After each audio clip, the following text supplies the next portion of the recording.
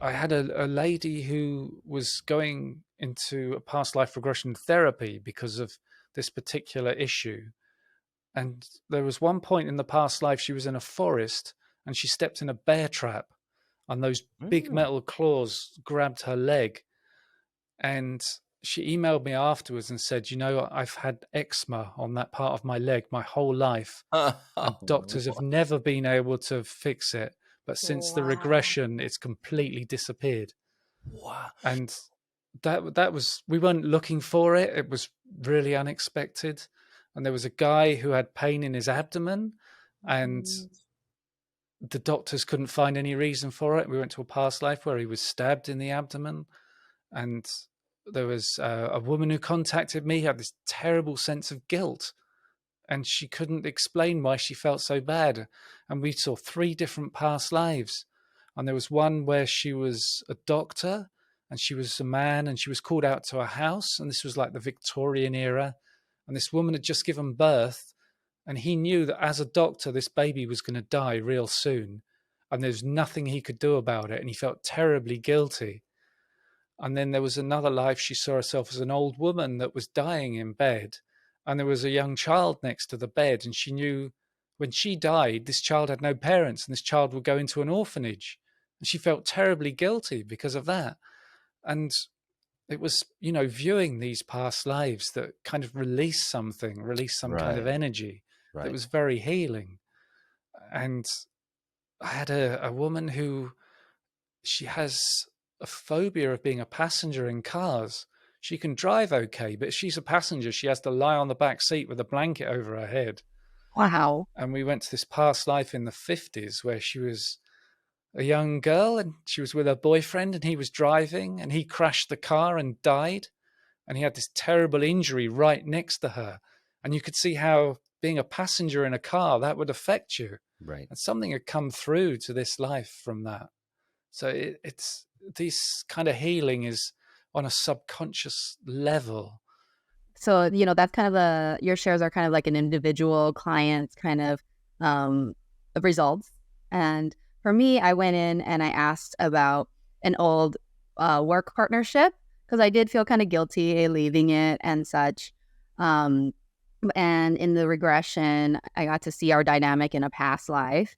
And I kid you not, I think it was within 2 days, he emails me and apologizes for what had happened and explained how he was in a depressive state and blah, blah. I made the right call and I was blown away. That's amazing. There's some kind of connection there, isn't there? Something energetic. It's amazing. It's like I do all these past life regressions through Zoom and they work fantastically. And mediums can do what they do over Zoom as well, can't they? And over the telephone. It's about a connection between people and not physical. It's mental. Right. In your training and your expertise around it, you're talking to the subconscious. And, in our limited 3D minds, right, we think we're just talking to this versions of us. But if you're able to talk to the subconscious, that's how the energetic healings happen, right? Yeah, it's interesting. There's a point in a process I have where we break the bond to the past life. And I'll say to the client, do you agree to break this bond? And they say yes. And then I'll say, does your subconscious agree? And they say yes. And then after the hypnosis, we might be talking and they say, you asked me that question. And I said, yes. I don't know where that yes came from. It wasn't me. It just kind of came out. It's like their subconscious was just stepping in there for a moment.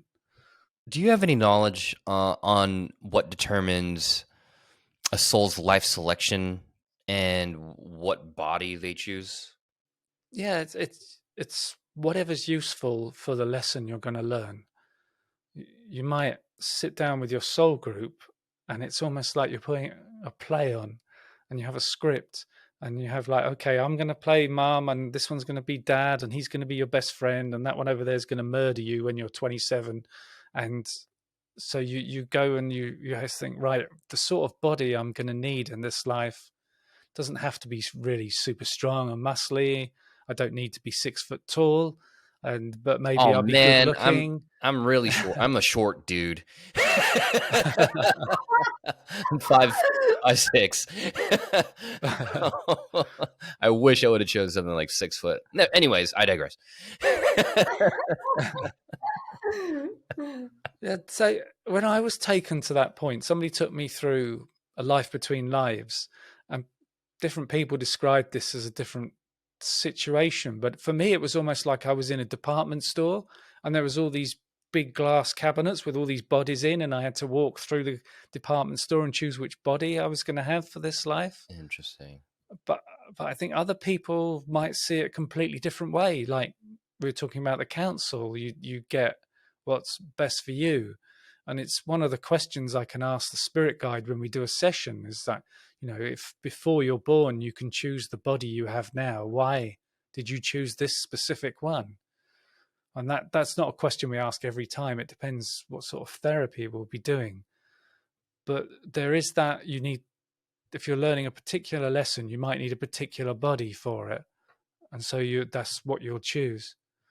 And also you might choose your parents, because there's some children who talk about that space before they're born. Mm-hmm.